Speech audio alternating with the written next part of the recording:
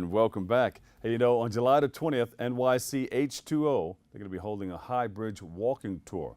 And joining us with all the details, we have director and founder Matt Malina. Matt, welcome to the show. Thank you for having me, Bob. Wonderful discussion off camera about all the different reservoirs throughout the 5 boroughs.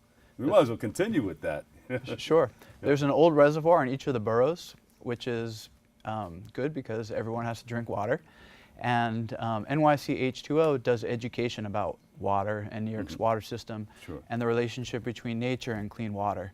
A large focus of our work is to bring students during the school day to these old reservoirs, to shore sites, and to the High Bridge to teach about the water system and how nature keeps our water clean. Yeah, and you're doing something at the High Bridge, speaking of.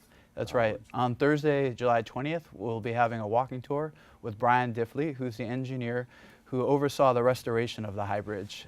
It had been closed for 40 years, and now it's reopened to the public and is really a treasure for the city of New York. What is the High Bridge? Where is the High Bridge and all the above? The High Bridge is New York City's oldest bridge. It was built in 1848 as part of the old Croton Aqueduct, the original aqueduct that... Oh, coming down from Croton Reservoir, came down to the High Bridge area? Exactly. Yeah. And the High Bridge was built as part of the aqueduct to bring the water from Westchester and the Bronx into Manhattan, which was New York City. Yeah. See, a lot of people don't know that a lot of this water comes from upstate New York. That's and right. Down into the 5 boroughs. That's right. New York City is blessed with an incredible water system because we protect our reservoirs with a watershed with basically a nature preserve that keeps our water clean. So nature keeps our water clean. And when we bring our students to these sites, we teach them that if we take care of nature, nature takes care of us. Exactly. Yeah. Now, there was some concern about, you know, people pouring something in the water and poisoning New York City and all that stuff, but that can't be done because the parts of water, there's more parts water than what they can put into the water. That's right. Our reservoirs are incredibly vast. The biggest reservoir has 140 billion gallons of water in it, and that's the Papacton Reservoir.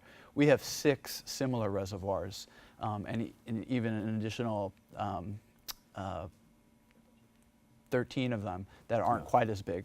So as you said, because our reservoirs are so big, it would be almost impossible to poison them.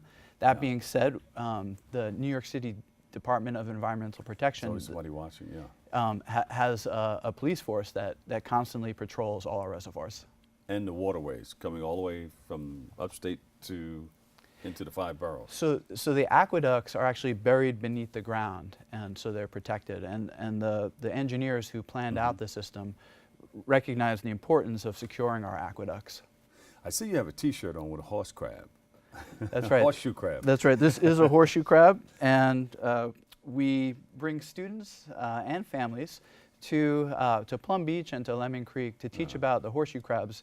These are an amazing creature that evolved even before dinosaurs were around, over 400 million years ago, and still today. Still around. That's right. They're calling around Pelham Bay, Jamaica Bay, Princess Bay, and Staten Island.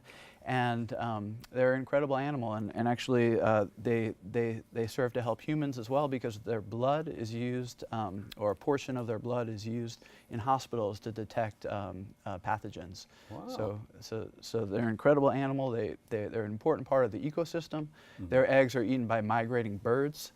So they're an important part of the ecosystem and that whole ecology. And they're just an incredible animal because they look like creatures from outer space. So we could do a total show on that, right? Absolutely. Yeah. So you're working in all these areas: the High Bridge, Ridgewood, Jerome Park, Central Park, Silver Lake, Plum Beach, Lemon Creek, and Baisley Pond Park.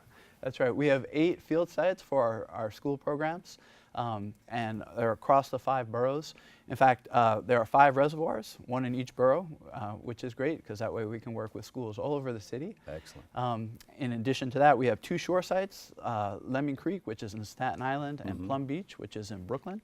Great. And the High Bridge is our 8th site, and we're very excited about the tour coming up next week with Brian. Let's talk about that tour. Sure. So what's it going to look like? Where are we going to meet? We'll meet on the Manhattan side and in front of the High Bridge Rec Center, which is actually part of a swimming pool.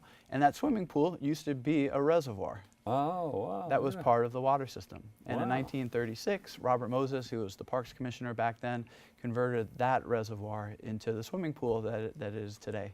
He's And made a lot of changes in New York, huh? yes, he's the creator of the modern city, and did a lot of work on pools and parks and roads and bridges and on and on. But What's that yes, area next to where we're going to meet for the walk? Sure, that's High Bridge, Manhattan, which is close to Washington Heights, and we'll walk across the bridge to High Bridge, Bronx.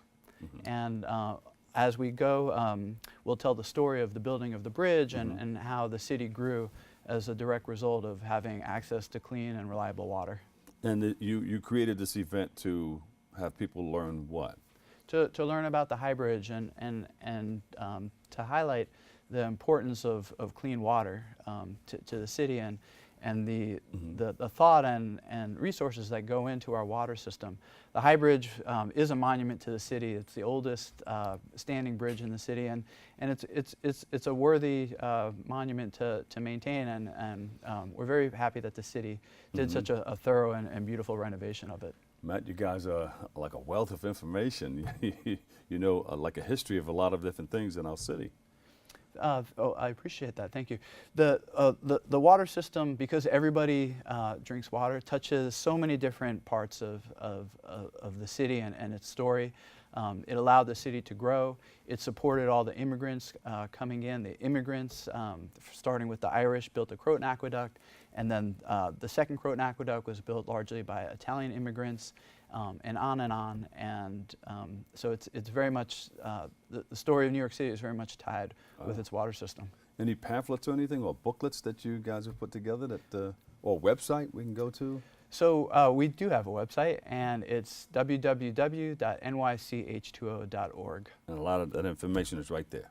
And a lot of the information is right there, and we invite everybody to visit it and see all our programs coming up. But we're especially excited about the High Bridge Tour coming up next Thursday, July 20th. You've got to come back and show some pictures and some videos. I look forward to it. There you go.